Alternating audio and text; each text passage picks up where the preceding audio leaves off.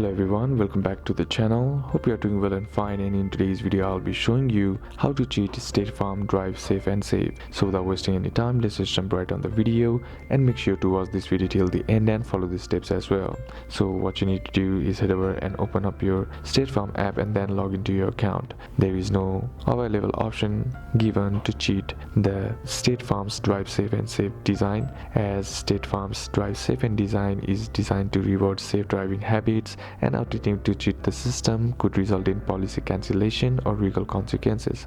So if you are concerned about how the program is affecting your insurance rates, what I recommend is driving safely to earn better discounts, reviewing State Farm's tracking policies to understand what is being monitored, contacting your State Farm agent to discuss concerns or opt out. So these are a couple of steps that you can follow, and that's it for today's video guys. Hope this video was useful to you. Leave a like if it did, comment down below what the next video should be on, consider subscribing to the channel.